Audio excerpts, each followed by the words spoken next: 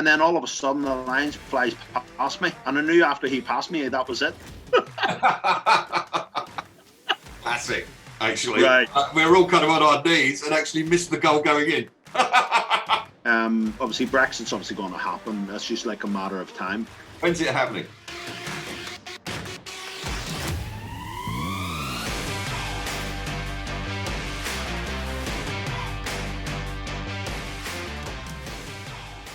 Good evening, everybody. Welcome to another episode with Continental Spur Soccer TV. My special guest today is a man that's been around. He's been in banking. He's been in the sports world. Done a lot of corporate stuff. So, like I said, I just want to welcome Laurie. Welcome to the show. Hey, thanks, Nick. Nice to be here with you. Yeah, it's gonna be good, man. We're going to talk about a lot of good stuff. Laurie, I just want to start us off. Obviously, I obviously we met a bunch of times in London and stuff. Obviously, I came to your office, got really lost. I couldn't figure out where the heck it was, and I don't know why I didn't know that road in Victoria. But then I was like, okay, I'll not get lost again. No worries, man. No worries. I remember that, and appreciate your hospitality. Laurie, I just wanted to actually start, like, you know, in terms of like your early life. Just wanted to talk about that and get a little bit of family background, stuff like that. What if me and you are in school? Who's Laurie? If we're going to school together, or we're in high school together, who would you say you are as a person? Wow, early childhood experience thing. Who was I as a kid? Funny, when I was 6, my mum made me go swimming every day, and I trained to be an Olympic swimmer.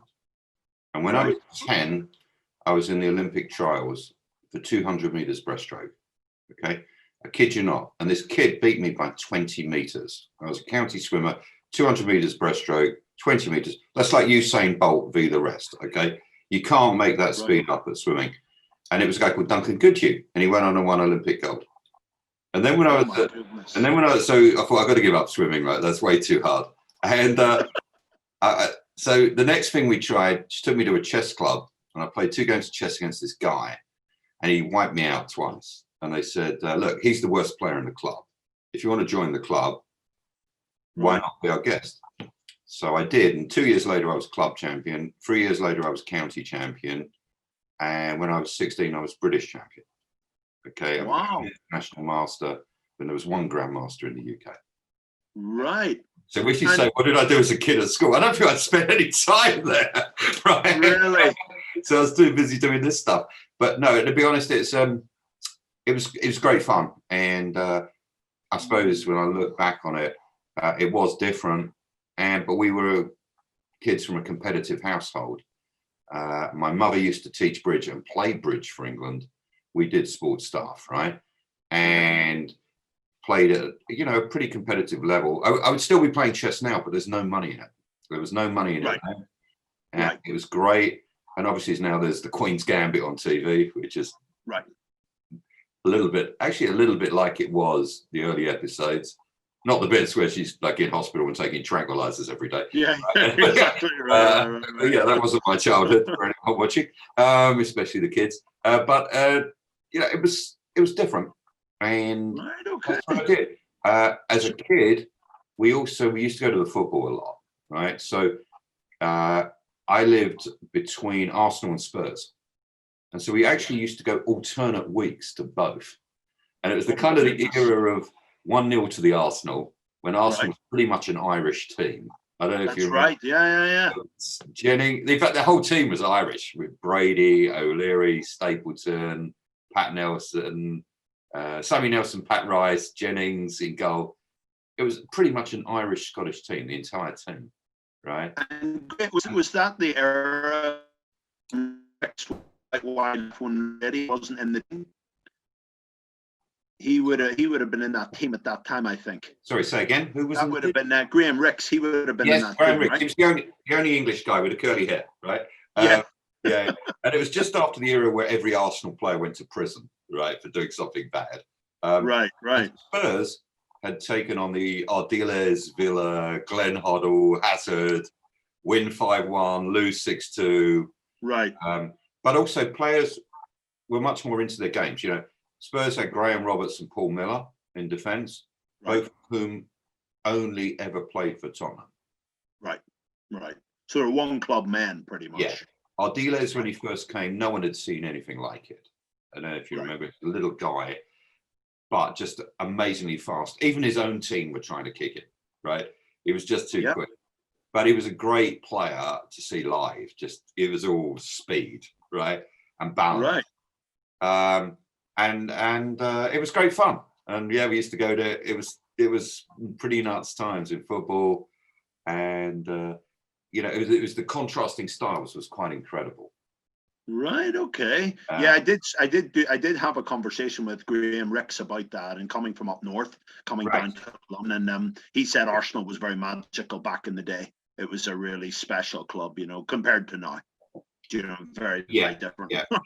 Definitely. And then, so in terms of, so you know, when you're talking about you played chess, would you say being a chess player, would you say that was very educational for you in terms of how you would think and what your thought process is when you make decisions, and before you make a decision, how you should process that?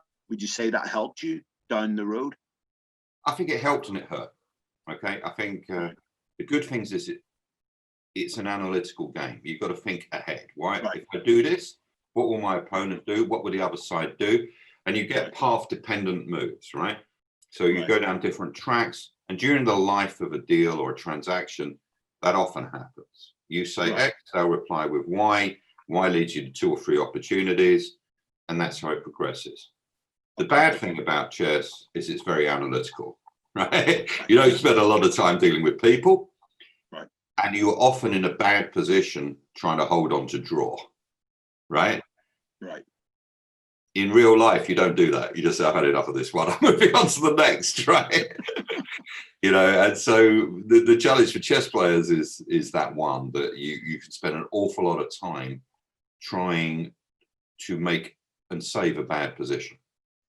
And when you look at sports generally, sport goes through good phases and bad phases. You know, as a young guy, you remember the early years of Wenger. It was spectacular. But then he kind of got figured out by the other teams, didn't he? And the other management guys, and he didn't evolve. Right. Okay? You know, it's fascinating watching Mourinho now, isn't it? You know, very much so. Yeah. Who would have ever thought Gareth Bale would be a Mourinho player, right? You know, absolutely. Yeah. They were like opposites, right? And yet it's fantastic how it's made Son and Kane better players, because it's taken the pressure off them, right? Absolutely, yeah. It's amazing. I thought the Amazon series was great TV, wasn't it? Watching Mourinho's man management. I don't think we've ever had that insight into how a real world-class manager looks at strategy and problem solving, right? Right. And yeah, I'm sure he drummed it up a little bit for the cameras, but I thought that was excellently portrayed, actually. And the fear in a lot of the players about losing their jobs and losing their positions, and I thought it was just brilliantly done. Whether they were driven by hope or fear, you could almost see an inflection. And yeah, I enjoyed that a lot. Because obviously from following Tottenham, but obviously you know Daniel Levy as well, so you kind of know the whole the Tottenham psyche. You know what I mean? You know, you'd be quite aware of it. So I mean, in terms of when you're kind of looking at, so kind of when you've obviously finished like growing up and stuff like that. What was kind of, so obviously you went into banking and stuff. Yeah. Give us kind of that journey and kind of what kind of started, what was kind of who just early influence way before you know, kind of growing up. Yeah, it's interesting. I didn't ever dream about being a banker, I can assure you. Right. No one does, I think, in the real world. But I kind of drifted into it by a bit of luck and a lot of luck, really.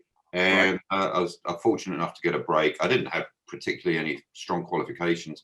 Went into banking, and luckily drifted into the sort of world of takeovers and takeover arbitrage, and dealt with some of the most eccentric hedge fund guys on earth for a long period of time. Right. And a lot of them are now, you would say, we're on the spectrum or close to the spectrum. They're somewhere between madness and genius. Right. A lot of them are appeared in all the financial films that you see on TV. So I Right. met a lot of these guys over the years. Okay. Some of them, like Gecko, maybe from so to give you an you example, met Gordon Gecko. yeah. So to give you an example, if you ever see the film Wall Street, Gordon Gecko character is a blend of two people. Right. Okay?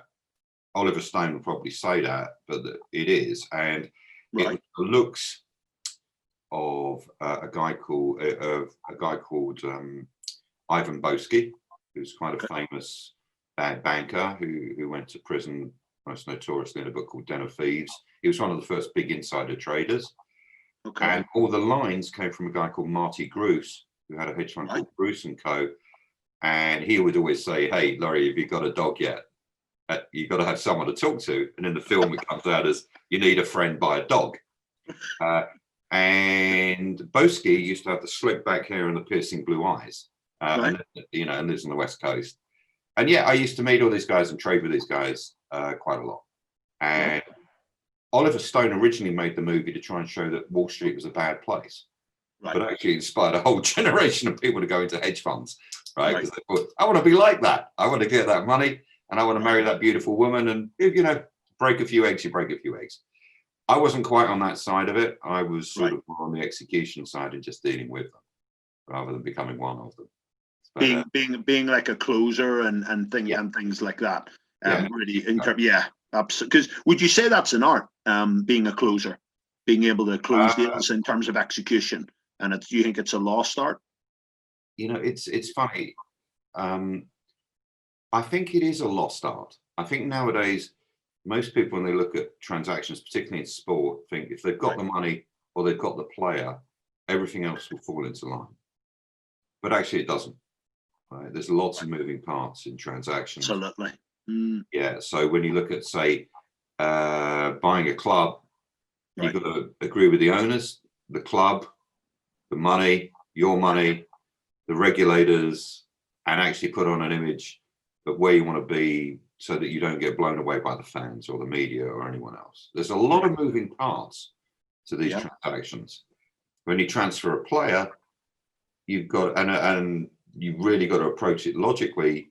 You've got to make the player happy, right? It's him. You're not trafficking human flesh, right? Does it make sense for them to move from club A to club B? Often it's driven by money. Then you've got to make the selling club happy. Are they getting a good price and a good deal? Then you've got to make the buying club happy. Then you've got to make the player's family happy, because generally they have an entourage. So there's 4 different bits to moving a player in a transfer. And if all 4 of them really don't combine at the same time, deals don't get done. Right. They don't get done. They fall apart. Right. And let's just say COVID has hit the reset button. I think absolutely. Yeah. Football used to be a great business to lend money to, because you had very predictable income streams. Television money, you kind of knew what you were going to get next year and the year after. Your season tickets, you kind of knew what your tickets were going to sell for, right? You knew how many you'd have in the crowd. Your shirts, you kind of know what you're going to sell, because you sold the same number approximately for the last 5 years. Right. So you can predict your income. Right. Your outgoings, you kind of know what your salary roll is. Right. That's it, right? Your salaries is going to be, depending on which club you are, a high percentage of your cost. Right.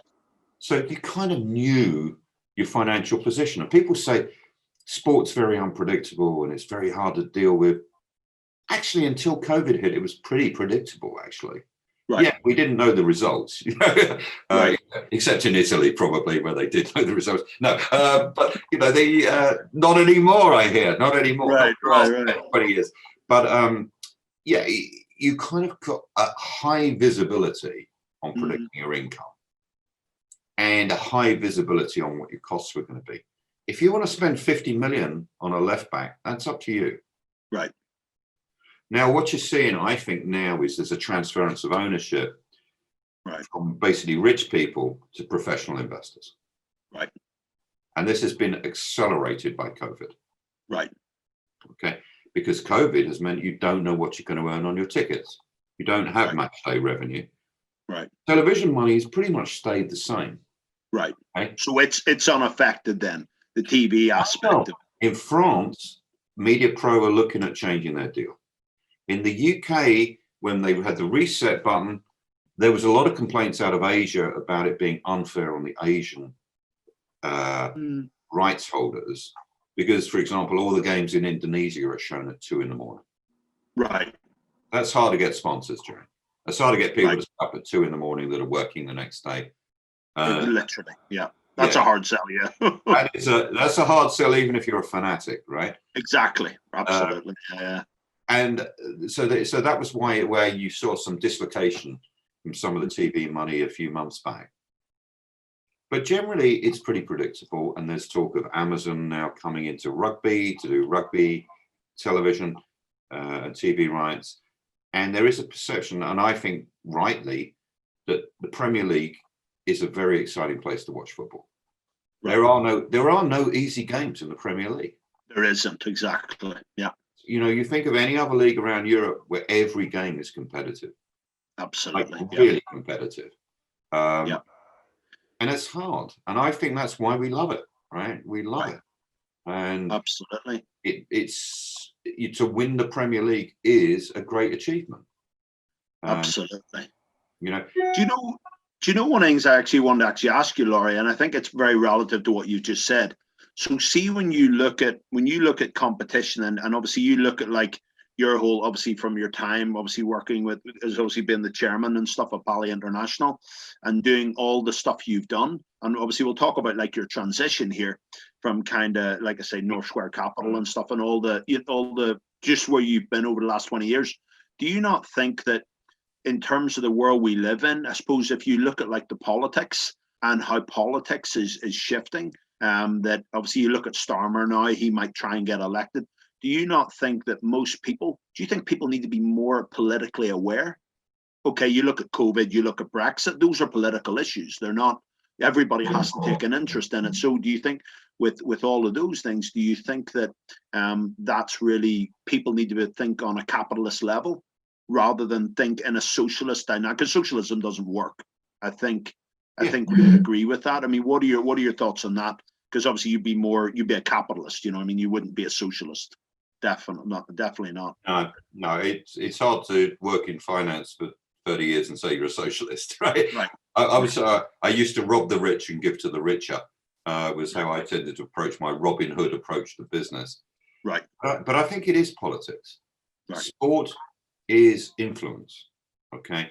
Right. You know, one of the most interesting dynamics to illustrate this in the last year was the Donald Trump stuff with TikTok, when he was banning TikTok. Right. And TikTok's retaliatory move was to negotiate to sponsor every major soccer club in Europe. Right. Was Trump going to be able to ban sport? Right. Inconceivable. You couldn't do that. Right. Okay?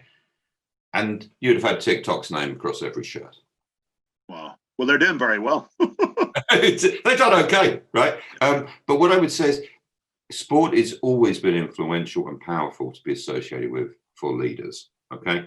Since the, East German shot putters and Romanian gymnasts and hosting the World Cups. And it's a great thing for the people.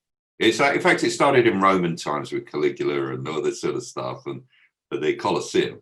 It's not a new thing, but now it's visible and it's social, okay? Right. And countries thrive out on sporting success. Right. The interesting thing that I find about football compared to, say, rugby is in football, the clubs matter more than the national teams. Right. In rugby, the pinnacle of rugby is to play for your national team. Yeah. Right. And the players' approach to this is much more bottom up in rugby. Whereas I think when you see sometimes now in internationals, despite what they say, players are really motivated to play for their national team. Absolutely. And they're worried about getting injured. And they get a lot of downside if it goes wrong. And I think it's been one of the tragedies for England that the manager's job has been so painful for the people that have gone to take it. Right. And that says something about politics and the psyche of the fan. But I I fear it's a big structural problem. And when you say, is it political? Absolutely. Is it political? Absolutely. You know, if you go to the Houses of Parliament on a Tuesday or Wednesday night, you'll see every television in every bar is showing the football. Right. They're just normal people. Everyone is obsessed by it. Remember many years ago, Granada bought a stake in Manchester United. The government blocked them from taking it over. Rupert Murdoch tried to buy Manchester United, got blocked from taking it over. It's political. That was more important than buying nuclear weapons. You know, we weren't going to have the wrong people owning a big football club. But it's changed. The rules changed. They softened. We've seen, you know, soccer greenwashing at various stages. Is it? Isn't it? And I would argue I'm very anti football fair play. Right. Okay. Well, why would you say that? Just to go on that point. As a fan, I want to see the best players in the world. Right. If my owner of my club I support wants to blow their brains out, spending all the money in the world, getting Messi there or Ronaldo or Neymar, I want to see it. Okay. Right. And if they can't compete, other clubs, so be it. Right. Right. It doesn't seem to affect people when they break the rules. They don't. The fine is a slap on the wrist. Right. To the billionaires involved. Right. So let's just ignore rules, especially at this sort of time when we're all trying to survive. Okay. And I want to see the best players. And I think even teams I don't like, I want to see the best players coming to my club and playing there. Right. I used to love seeing great players as a kid come and play, like Kevin Keegan or, you know, Joe Jordan or whatever. We used to love it. We used to cheer. We used to boo. Everyone did. But you actually secretly, even if the other side had a strong team or a legendary player, you used to love saying you were there and saw him. Right. Right. Oh, he wasn't as good as you'd have thought, you know. But we all talk about it. And that's the effect that superstars have, is they make you want to engage in it. And that's why we love the beautiful game, right? It is that thing. We want to see the legendary players, right? And say we were there, right? And that's why I think, you know, and I really hope fans get back soon, because I think it'll be fun, right? So Laurie, when you look at like clubs, so when you look at clubs as a business, so if we're looking at before Brexit, obviously Brexit's obviously going to happen. That's just like a matter of time. And then obviously, of course, what's that? When's it happening? Well, they're saying it's going to be. You see these advertisements on TV, and then they're delaying it. So I suppose we'll have to see. You know what I mean? It's a bit chaotic. Doesn't it just show you that no one negotiates till the right of the deadline? Yeah, exactly. That's exactly what they do. I mean, one of the things. So if we look at English clubs, right, as like an example. So if you look in 2017, and these are some stats. So if you look in 2017, right. There was obviously Sky paid 3 billion for TV rights, and 2.5 billion, right? So you think about what the Premier League is getting, right? And over 80% of the money went on players' wages and bonuses, right? Yeah. So when you're looking at that, what's kind of and then you look at all these other leagues, like, you know, you look at the Eredivisie, you look at the German Bundesliga, you look at like participation. You look at that as like a market, you know what I mean? Not just the players on the pitch, but the actual participation. And then obviously you look at then this new European League is coming in. They're talking about that now. Yeah. So where do you think it's going? And it's one of the reasons why I love capitalism, because capitalism is about freedom. It's being given the opportunity to fail and then re-go again. That's what I love about capitalism, is it's relentless. You know what I mean? It's not just about it's not just about one thing. It's about many different lessons. You know what I mean? You know what I mean? To create wealth, to, you know what I mean, but also to give to people who are in need. You know what I mean? So, what would be your thoughts there? You know? Yeah, no, it's interesting. Look, what's happened to football? It's an interesting stat, the one you picked, the 3 billion, 2.5 billion to the Premier League. It was actually 86% went to the players. 86%, right? Okay. Now, if you said that in any other business, you'd close the business down tomorrow. You just shut it down. You don't have an 86% payout ratio on any business. Right. And the TV money went up to 6.7 billion, and suddenly every club theoretically should have been profitable. Right. Okay. Right. So the gap to bear in mind, the NBA is 29 billion this season. Right. And I'd argue football is a bigger sport than basketball. Right. Okay. So when you look at these sort of figures, you don't buy something for what it's doing now, you buy for what it's going to happen in the next 2, 3, 5, 10 years. Okay. You never pay for what it did, you pay for what it's going to be. Okay. Right. So the price reflects future trends, not current static picture. Right. Like the prolific zone, not the mainstream, what you see in the mainstream. I'm going to let you into a little secret. I don't believe there will ever be a European league in the medium term. Okay. You've seen Serie A selling a piece of their business, valuing Serie A $18 billion, 18 billion euros to 2 private equity groups. You're seeing an auction on the Bundesliga for a piece to do the same. There is a similar deal going on in Spain. I would argue the EFL. How are you going to unravel that to say, actually, you own a piece of Serie A, but actually in 3 years' time, you're not going to see Roma, AC Milan, Inter Milan, Juve. You're going to be watching Atalanta v Bologna for your 18 billion valuation. It's just not going to happen. Okay, it's going to be the biggest of all legal cases. I think the drawbridge has well and truly been shut. Okay. Right. So you can read what you like about breakaway leagues and clandestine meetings, and I'm sure they all happened, and I'm sure they happen all the time, by the way. Yeah. And the point to bear in mind with those is they've been happening for the last 10 years. Let's not kid ourselves. They've been going on all the time. As a fan, as a fan of English football, I think it's terrible. The Premier League, its greatness is the fact that every game is a tough game, right?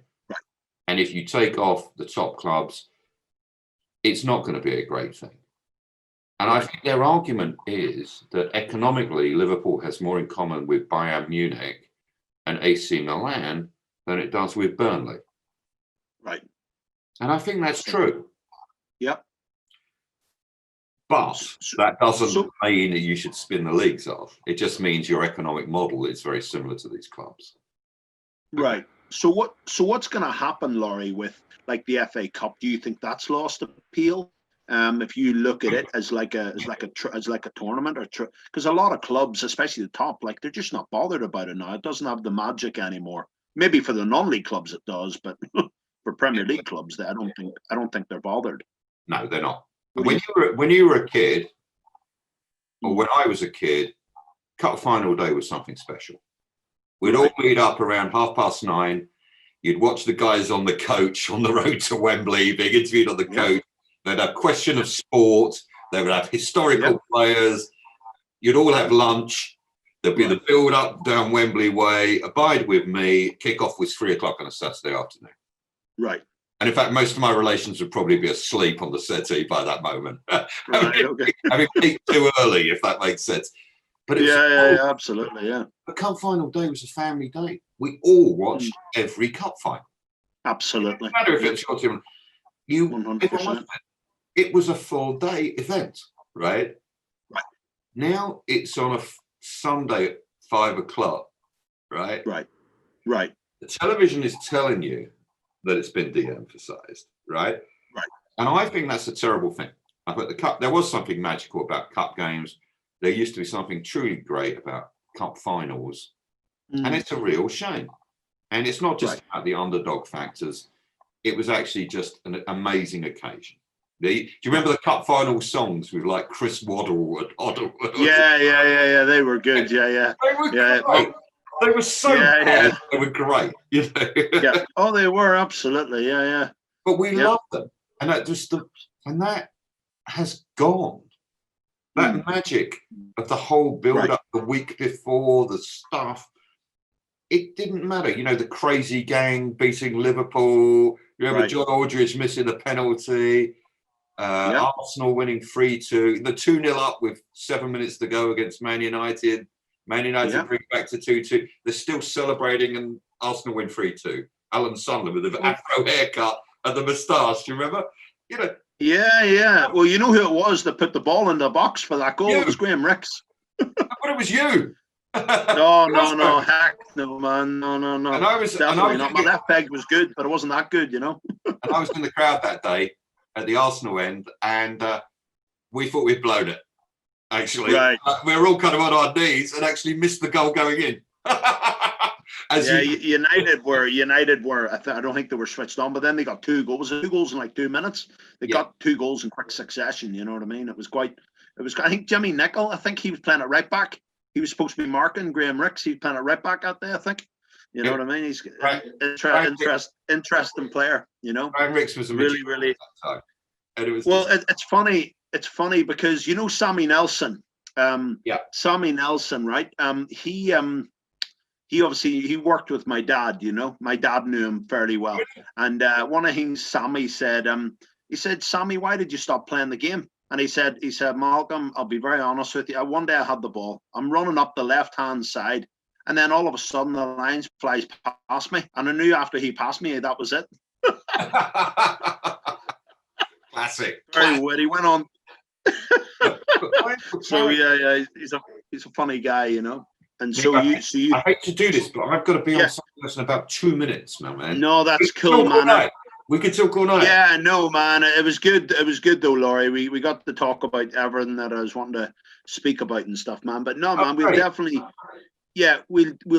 I'll need to get down there once everything kind of sorts itself out with the vaccine, and we can really, we can meet up, man. That'd be really good, you know. My house, your house. And I'll get this for you, man. Right. And then, like I say, we'll, one sec. So we'll definitely make it happen, you know, for sure. I look forward to it. Thanks so much for today. I've enjoyed it. Right? No, man, that's good. That's what it's about, right?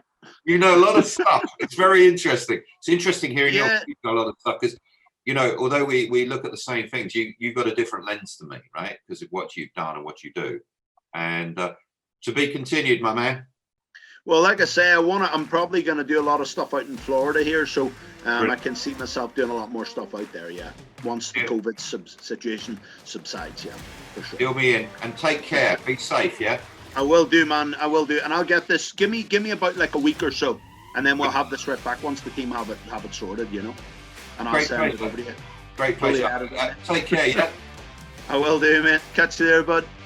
Catch you, mate.